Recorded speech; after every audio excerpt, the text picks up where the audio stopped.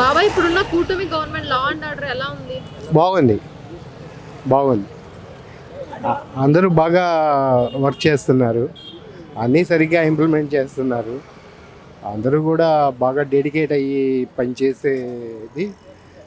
CM దగ్గర నుంచి deputy CM, home minister వీళ్ళ కంట్రోల్లోనే ఉంది కదా లా అండ్ ఆర్డర్. వీళ్ళందరూ బాగానే చూస్తున్నారు. ఇది వంశీ అరెస్ట్ అయిన దాని గురించి ఏమంటారు మీరు? పక్కా ప్రూఫ్లతో పోలీసులు అరెస్ట్ చేశారు కదా. వాళ్ళు పక్కా ప్రూఫ్లో పోలీసు ఇప్పటి వరకు లేట్ అవటానికి కూడా కారణం ఈ పక్కా ప్రూఫ్స్ కోసమే. ఇవి కనుక ఏది వరకు దొరికినట్లయితే ఇంత చేసేవాళ్ళు. దేనికైనా ఒక టైం పడుతుంది. లోకేష్ డైరీ స్టార్ట్ అయింది, ఏమంటారు రెడ్ బుక్ గురించి? దాన్ని ఇంకా రెడ్ బుక్ అనేది అందరూ మాట్లాడే మాట. దాన్ని అది వైరల్ అవుతుంది. నేను అంటాను ఏంటంటే లోకేష్ డైరీ, ఎవరికి ఎటువంటి ట్రీట్మెంట్ చేయాలి, ఎవరిని ఎప్పుడు ఎట్లా చేయాలి అనేది లోకేష్ డైరీ లిస్ట్లో ఉన్నాయన్నీ కూడా వరుసగా ఇంప్లిమెంట్ అవుతున్నాయి. సిలబస్ మొత్తం కంప్లీట్ చేస్తాడు. ఈ కేజీ దగ్గర నుంచి పీజీ వరకు ఒక సిలబస్ పెట్టుకున్నాడు లోకేష్ గారి డైరీలో. లోకేష్ బాబు డైరీలో ఒకదాని తర్వాత ఒకటి, ఫస్ట్ ప్రైమరీ, ఆ తర్వాత సెకండరీ, ఆ తర్వాత హయ్యర్ ఎడ్యుకేషన్.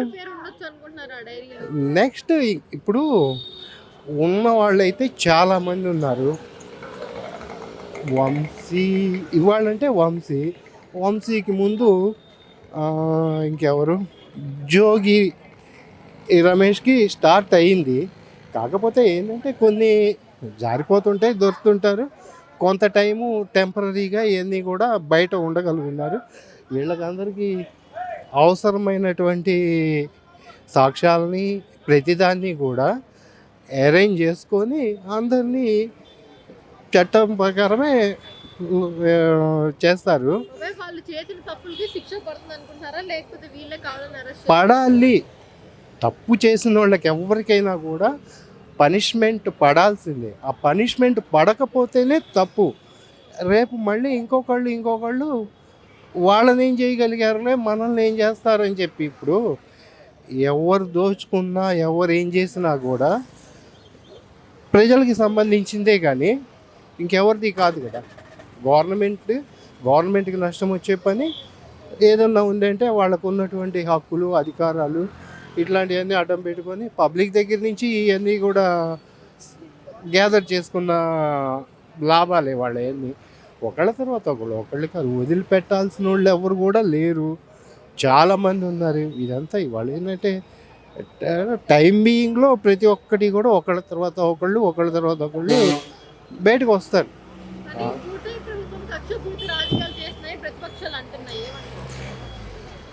కూటమి ప్రభుత్వం కక్షపూరిత రాజకీయాలు చేయటం కాదు, అంతకు ముందోళ్ళు చేసిన ఈ కక్షపూరితమైన రాజకీయాలు. పాత ప్రభుత్వం చేసిన ఏ కక్షపూరితమైనవి, వీళ్ళ ఈ కక్షపూరితమైనవి కాదు. వీళ్ళవి సరైన తప్పు చేసిన వాళ్ళకి సరైన దండన కోసం ప్రయత్నం చేస్తున్నారు తప్పించి ఇప్పుడు జరుగుతున్నాయి అన్నీ కూడా కక్షపూరితంగా చేసినవి కాదు కదా. వాళ్ళు తప్పు చేశారు. ఒకళ్ళ మీద, కొన్నిటి మీద, ఆ పార్టీ ఆఫీసుల మీద, ఇళ్ళ మీద, ఇంకొకళ్ళ మీద దాడి చేశారు. లేకపోతే పబ్లిక్కి సంబంధించినటువంటి ఆస్తులో ఇంకొకటో తీసుకున్నారు. వరుసగా ఒకళ్ళ తర్వాత ఒకళ్ళు చిన్నోళ్ళ దగ్గర నుంచి పెద్దోళ్ళ వరకు, ఆ పైన ఉన్నోళ్ళ వరకు, పాత్రదారులు, సూత్రధారులు అందరినీ కూడా తీసుకొచ్చి వరుసలో నిలబెడతారు. నిలబెట్టకపోతే ప్రభుత్వానికి ఇది కూడా చేయలేని ప్రభుత్వం అనే పేరు పెడతారు. సరిగ్గా చేయలేని ప్రభుత్వం అనే పేరు పెడతారు. అది పరిస్థితి. ఇంకేంటి, ఈ పెద్దిరెడ్డి అక్రమ నిర్మాణాలు కానీ దోచుకోవడం కానీ దీనివల్ల బాధితులు చాలా మంది బయటకు వస్తున్నారు కదా, ఏమంటారు?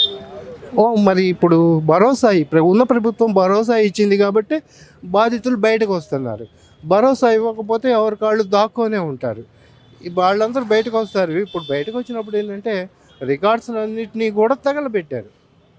ఇవన్నీ రికార్డ్స్ అన్నింటినీ తగలబెట్టింటే ముందుగా ఇట్లాంటివన్నీ ఇబ్బందులు వస్తాయని ఊహించే ఈ రికార్డ్స్ అన్నింటినీ కూడా తగలబెట్టేశారు. తగలబెట్టిన రికార్డ్స్ని ఏమన్నా ప్రిపేర్ చేయాలో మళ్ళీ ఎట్లా ఉన్నాయో ఇవన్నీ మరి ఏ నాటి నుంచి ఉన్నాయనేది బ్రిటిష్ రూలింగ్ నుంచి ఉన్న రికార్డ్స్ తగలబెట్టేస్తే తర్వాత ఎవరెవరికి నోటేషన్ అయింది తెలియదు ప్రాపర్టీస్. ఇప్పుడు ఉన్న పరిస్థితిలో ఒకళ్ళ దగ్గర ఉంది అని చెప్పి చెప్తున్నారు, మాయ అని అంటున్నారు. వీటినన్నిటినీ కూడా సరి చేసుకోవాలంటే చేయాలంటే ప్రతిదానికి కూడా కొంత టైం తీసుకుంటుంది కదా. ఆ టైం బీయింగ్లో ప్రతిదాన్ని ఇవన్నీ చూసి చేస్తారు. అంతేగాని ఇప్పుడు మనం ఉన్నాము, అదేమో రాష్ట్రం చివరిలో ఉన్న ప్రాంతం. బాబాయ్ మొన్న విజయసాయి రెడ్డి రాజీనామా చేశారు. అలాగే వైసీపీ నుంచి ప్రతి ఒక్కొక్కరుగా రాజీనామా చేసి బయటకు వచ్చేస్తారు. దీనికి కారణం ఏంటి? జగన్ మీద నమ్మకం పోయింది అనుకుంటున్నారా, లేకపోతే నమ్మకం పోవటం కాదు, కొంత ఊరికైనా సరే వాళ్ళ మీద ఉండే అది తగ్గించుకోవడానికి, వాళ్ళ మీద ఏదైనా తర్వాత ముందు పడబోయే కేసులు ఇట్లాంటివంతా కూడా కొంతవరకు రిలాక్సేషన్ అవ్వటానికే తప్పించేసేసి ఎవరిని వదిలేదు. బయటకు వచ్చినా రాజీనామా చేసినా చెందినా కూడా వాళ్ళు చేసినవన్నీ రికార్డ్ అయినాయి కదా, ప్రతిదీ రికార్డ్ అయినాయి. ఇప్పుడు ఉంది, మనం ఈ రోడ్లో తిరుగుతున్నాము, ఎంతమంది తిరిగారు అనేది సీసీ కెమెరా ఫుటేజ్లో రికార్డ్ అయింది. దాన్ని తుడిపేస్తేనే తప్ప వీళ్ళు చేసినవన్నీ కూడా అట్లాగే రికార్డ్ అయిపోయినాయి. ప్రతి ఒక్కరికి పబ్లిక్కి అన్నీ తెలుసు. ఈ తెలిసినవన్నీ బయటకు వస్తాయి. బయటకు వచ్చిన తర్వాత ఏ విధంగా వాళ్ళని పనిష్మెంట్ ఇవ్వాలనేది ఇంకా అవన్నీ కూడా చట్టము, కోర్టు ఇవన్నీ చూసుకుంటాయి. మామూలుగా ఉన్నవాళ్ళు ఏంది చెప్పగలుగుతున్నాం అంత. చాలా కాలంగా జగన్ బాబాయ్ వివేకానంద రెడ్డి హత్య కేసులో అవినాష్ రెడ్డి ఈసారి జైలుకి వెళ్ళే అవకాశం ఏమైనా ఉందనుకుంటున్నారా ఈ ప్రభుత్వంలో? తప్పకుండా వెళ్ళాల్సిన పరిస్థితి. ఇప్పుడు దోషులు ఎవరైనా సరే శిక్ష అనుభవించాల్సిందే. ఈ దోషులు శిక్ష అనుభవించడానికి ఏంటంటే నాళ్ళకి రకరకాల కారణాలతోటి టైం వాళ్ళకున్న అధికారం అడ్డం పెట్టుకోవటమో ఇంకొకటో వీటినన్నింటినీ కూడా అడ్డం పెట్టుకొని తప్పించుకుంటూ వచ్చారు. ఇంకా తర్వాత అడ్డం పెట్టుకుంటానికి అధికారం లేదు. ప్రతిదానికి వచ్చేసేటప్పటికి సాక్ష్యాలని అన్నిటినీ సబ్మిట్ చేస్తున్నారు. దాని ప్రకారం కోర్టులు, న్యాయమూర్తులు, న్యాయవాదులు వీళ్ళందరూ వాదించుకొని ఏం చేయాలో చేస్తారు. ప్రూవ్ చేసి పనిష్మెంట్ ఎంత ఇవ్వాలో ఎట్లా ఇవ్వాలో ఇస్తారు. ఈ లోపల ఇవన్నీ అయిపోయే లోపల ఒక్కొక్క సాక్షి చచ్చిపోతున్నాడు. పూర్తయ్యేటప్పటికి ఎంతమంది సాక్షులు మిగులుతారో తెలియదు. అది